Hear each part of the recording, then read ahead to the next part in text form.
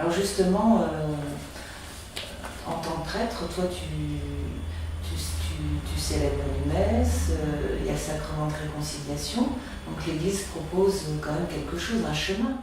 Déjà, le premier mot à la messe, c'est reconnaissons que nous sommes pécheurs, donc c'est vrai que c'est quand même très très important. Alors, si je devais maintenant répondre à ta question, je dirais ben non, à la messe ça commence pas par reconnaissons que nous sommes pécheurs, ça commence par au nom du Père et du Fils et du Saint-Esprit. Amen. Le Seigneur soit avec vous. Donc c'est ça le début de la messe, ça veut dire qu'on se rappelle tout de suite que le péché a été vaincu sur la croix et que ce qui nous rassemble c'est un amour du Père. Dieu est Père, il n'est pas un juge impitoyable. Il est Père, il est le Père qui a envoyé son Fils et qui nous donne l'Esprit, qui est en même temps l'Esprit de vérité, le consolateur. L'Esprit de vérité qui nous montre nos péchés, mais consolateur parce que la délivrance nous est donnée en Jésus et à travers les médiations des sacrements, d'où l'importance du sacrement de la réconciliation. Donc, parler du péché pour un prêtre, c'est à la lumière de l'amour de Dieu. C'est parce que Dieu nous aime qu'on peut accepter de se reconnaître pécheur. S'il n'y a pas de Dieu, il n'y a pas de péché. Il y a des comportements non citoyens que la loi civile peut punir. Donc un certain nombre de personnes vivent sans Dieu et on ne peut pas leur reprocher la même chose qu'un prêtre qui est pédophile, par exemple, pour qui c'est un crime grave. Enfin, un crime, oui, il y a des gravités de crime, mais c'est un crime abominable. Voilà. Donc, parce que lui, il sait.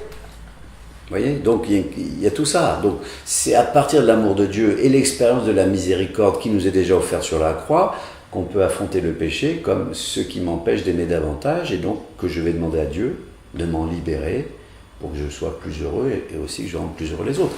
Voilà, c'est comme ça qu'on peut parler du péché, en sachant qu'il y a des péchés qui peuvent foutre en l'air notre vie.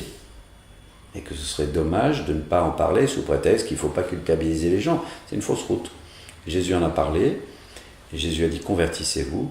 La vie chrétienne, c'est un long chemin de conversion avec des étapes.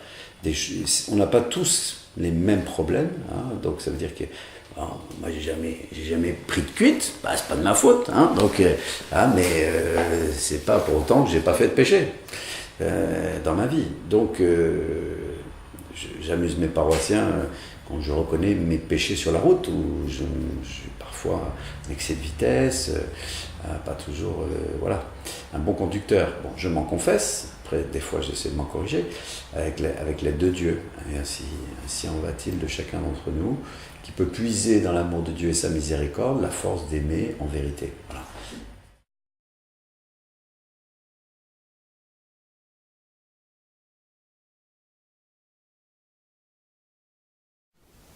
Et le fait d'être pardonné. Mais le fait d'être pardonné, ça donne une puissance à l'Esprit de Dieu qui est en nous et à nous faire repartir sur une meilleure intention, sur un meilleur chemin et sur une meilleure conscience, premièrement. Ça veut nous dire aussi que Dieu ne tient pas rigueur des choses. Nous, en tant qu'hommes, souvent, on a du mal à ne pas tenir rigueur du mal qu'on nous a fait. Dieu, lui, il sait comment est la nature humaine, puisqu'il l'a faite. Il n'a pas besoin de toutes nos énumérations, de toutes nos affaires. Il a déjà vu, il sait très bien comment c'est. Ce dont il a besoin, c'est que nous puissions nous dire « Ah oui, je suis comme ça, Seigneur, aie pitié de moi, parce que je suis un homme pécheur. » C'est ça dont il a besoin, de notre reconnaissance.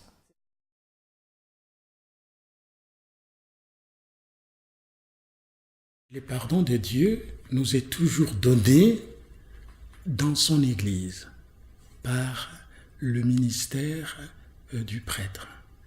Et on sait bien que quand on vient à Jésus pour lui demander nos pardons, et ça se passe vraiment comme ça s'est passé avec ce qui nous est dit dans l'évangile de Saint Jean chez la femme adultère. Vous connaissez bien l'histoire, comment est-ce que cette femme a été surprise en train de commettre l'adultère et quelle est la sanction qui a été donnée en ces genres de femmes qui ont été prises par ces genres de péchés. Et ce qui est bien, c'est la face-à-face de Jésus avec cette femme. D'ailleurs, l'Évangile nous dit que cette femme avait la tête baissée. Et alors, l'Évangile nous dit aussi que Jésus, avant de répondre à cette femme face à ses accusateurs, Jésus, il écrivait. Alors, qu'est-ce que Jésus a dit, premièrement, à ses accusateurs? Il a dit quelque chose de capital, puisque ce que Jésus a dit aux accusateurs de la femme, c'était en fait pour le faire rejoindre à l'intérieur d'eux-mêmes. Alors c'était quoi? C'était tout simplement, si il y a parmi vous quelqu'un qui n'a pas commis le péché, qu'il soit le premier à jeter la pierre à cette femme. Et alors là, comme cette parole allait au plus profond de leur cœur, des cœurs des accusateurs, et on nous dit que personne n'a lancé la pierre à cette femme, en commençant par le plus grand. Et alors, après, Jésus se retrouve face à la femme. Et qu'est-ce que Jésus dit à la femme? Personne t'a condamné. Et là, la femme s'est redressée pour regarder Jésus. Vous voyez, Jésus, il s'est comme abaissé son regard pour rejoindre la femme au niveau de son péché, c'est ce que Jésus fait. Il vient jusqu'à nous pour nous rejoindre dans notre petitesse, dans notre bassesse, pour nous élever. Et alors quand il a commencé à parler à la femme, il lui a dit, personne t'a condamné. Et la femme a dit la vérité, elle a dit, non, personne ne m'a condamné. Et Jésus lui dit, moi non plus. Alors pour nous dire que face à nos péchés, même si ça nous oppose à Dieu, même si ça nous oppose à nous-mêmes, même si ça nous oppose aux autres, mais Jésus ne nous condamne pas. Alors, comme il ne nous condamne pas, qu'est-ce qu'il nous donne? Il nous donne son amour pardonné. C'est-à-dire, il passe par-dessus de ce que nous avons fait comme mal pour envelopper cette mal de son amour qui est plus fort que nos péchés. Puisque Dieu, il fait bien la différence entre le péché et le pécheur. C'est-à-dire, face au pécheur, il donne sa miséricorde.